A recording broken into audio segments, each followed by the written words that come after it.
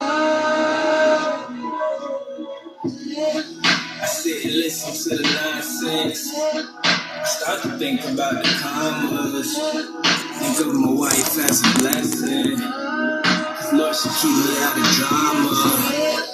I'm in the city where the sharks bite, but we more worried about piranhas. Cause this a fish eat fish town. And seas ran by anacondas.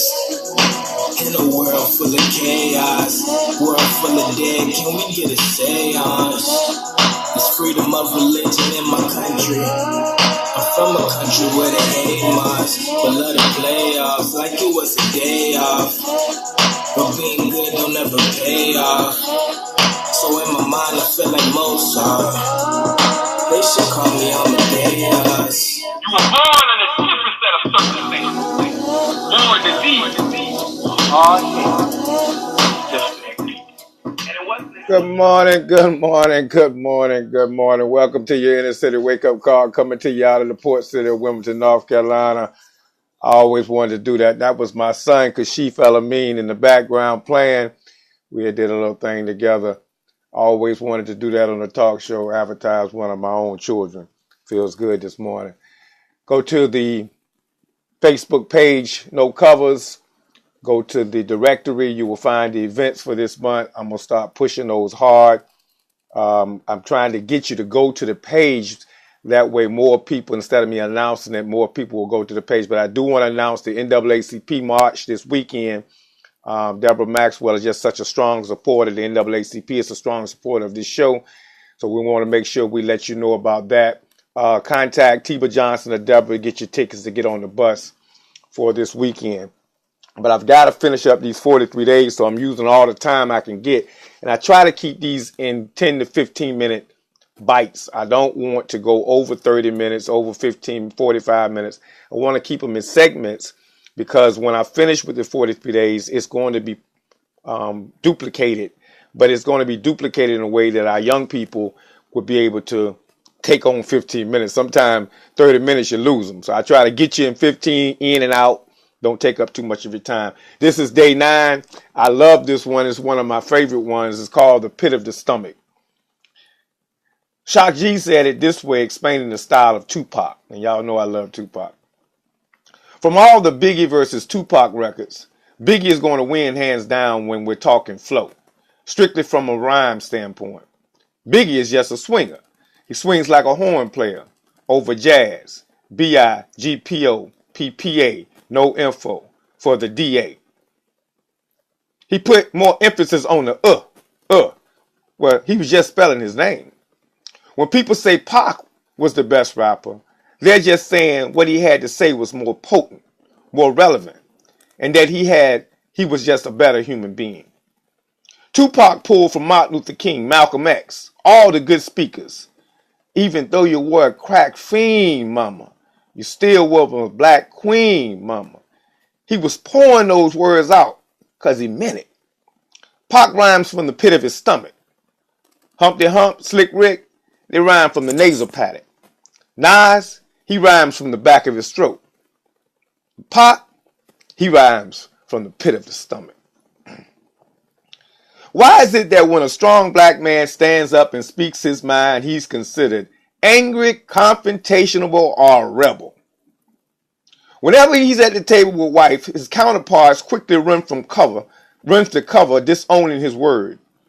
He finds himself often on the outside looking in simply because the powers find it easy to deal with a plastic-sounding black male.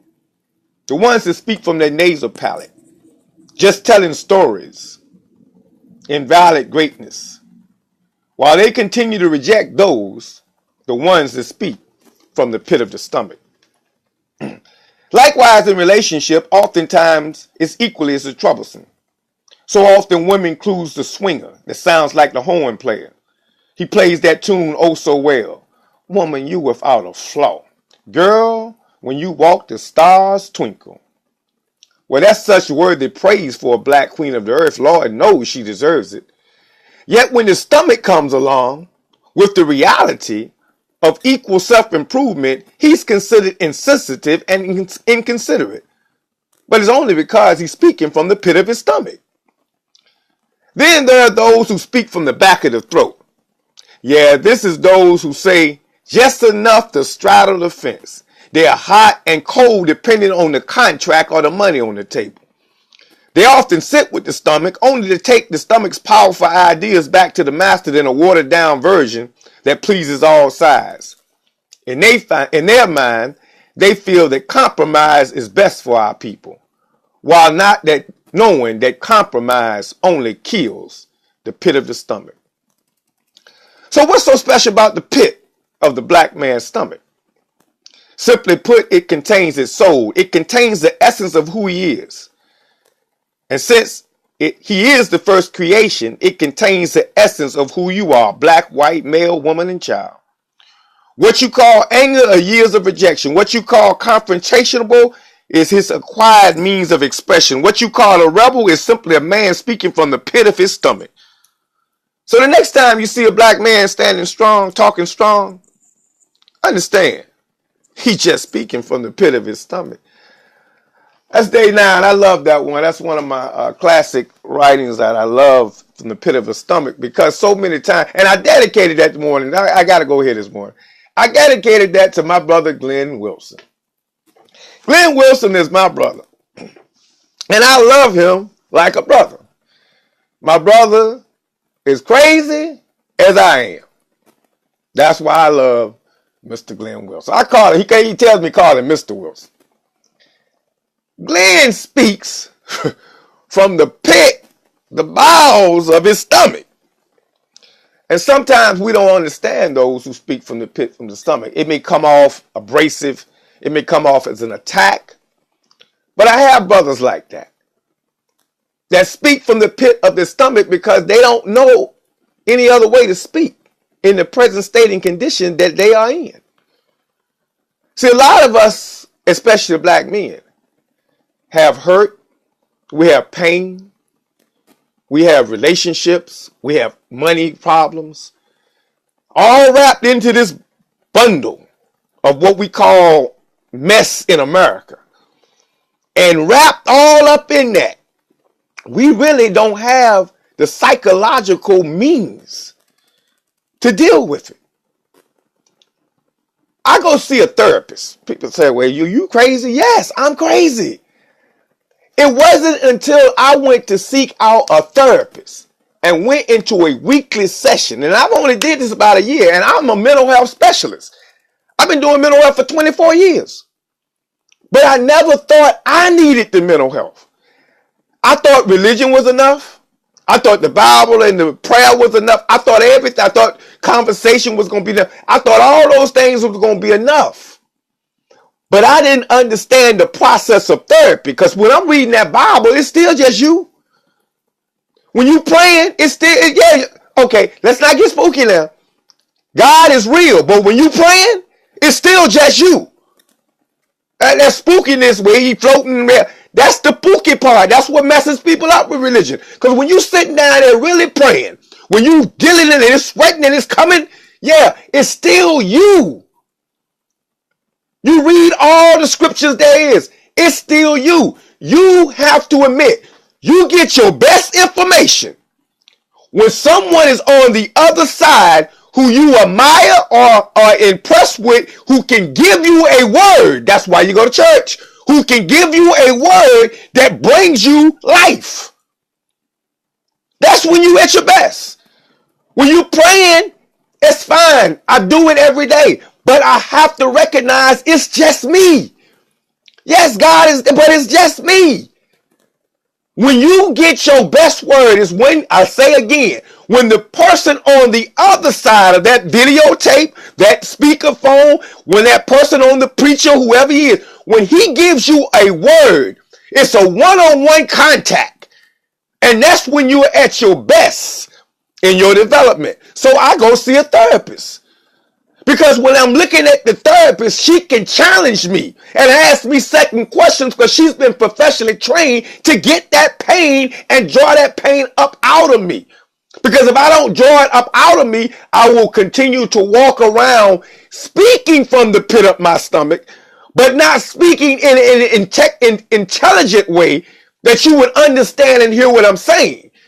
It's when that pain has been dealt with, when that circumstance that you're dealing with has been dealt with, when all that past history has been uprooted up out of you, or at least trying to pry some of it out. Because Lord knows we can't get 400 years of slavery out. But when we try to get some of that out of us in a therapeutic process, then when we talk, our passion, our pain now becomes something, as our good brother relied to Frankie Roberts the other day. He said, Daoud speaks with such passion sometimes, but I can hear him and understand him. Brother Kevin, you can only understand me now because I used to speak from the pit of my stomach as an angry black man. You can understand me now because I have begun to learn how to uproot that pain, that ancestral genetic pain that's been passed on to black men and black women, because we deal with it separately. Black men deal with theirs in a frontal attack. Black women deal with all their pain built up in an internal attack. And that's why sometimes the two can't understand each other, because black men are confrontal. We are born to be confrontational. So our pain, all that energy, all that frustration, we deal with it on the front end. You say something, yeah, we at you, we own you, because it's that pain, and we're speaking from the pit of the stomach. But black women, in turn, their pain is internal, and sometimes we can't see their pain, and we as men look at them like, oh, what's wrong with you? We don't understand they're dealing with an internal pain. We're dealing with a confrontal pain, an out front. It's in front of us. And theirs is internal, building deep down in their roots. And they have to deal with theirs differently. And so, as a mental health specialist, I go see my therapist. Miss Ann, I love you. Because in the last year, the girls at the clinic, when I go in the front desk, they see me come in and they say, boy, you look a whole lot better. Because when you first came here, Lord Jesus, we didn't know what we was going to do with you. Because they could see it, I couldn't see it. I look in the mirror, I was looking fine to me. I couldn't see the pain that I had to uproot. So that when I speak from the pit of the stomach now, it becomes passion, it becomes love, it becomes joy. And sometimes it has some hate to it. But it's just from the pit of the stomach. But it's from a pit of the stomach that's had a detox, that got cleaned up and cleaned out. My brother Frankie Roberts sent me a tape the other day. I'm going to play some segments of it in the next couple of weeks. I might order to get some more minutes from Dr. Brother T.D. Jakes. Sister Catrice sent it to him. We get these things that's sent to us, and really it's sent from God, because somebody sends it to him, he sends it to me, and it was right what I needed. He said it was what he needed, and she must have needed it. And it speaks about these friendships. But I got so much out of it. I want you to go to my Facebook page today, listen to it. It's a very inspirational tape that brings all of this that we're trying to do to conclusion. Brother Glenn, I know you and I love you. Y'all see my brother? He's speaking from the pit of his stomach. He's speaking as a brother that's gotten down here from another city, worked in the steel mills, steel man, and he's sitting here asking and looking and saying, what in the world? What's wrong with us? Well, sometimes we can't see what's wrong with ourselves because we got to look in that mirror again and fix self first. Once I fix myself, once I deal with Daoud Elohim, once I fix self, then I begin to speak more clear. And guess what? Here's the trick. Here's the wrap up. Once I fix self, or once I start to work on fixing self, I'm looking in the mirror right now for y'all. That's a never ending process. And I don't really have time to work on you because I'm too busy working on me. Y'all keep running. I love you so much. Peace and blessings.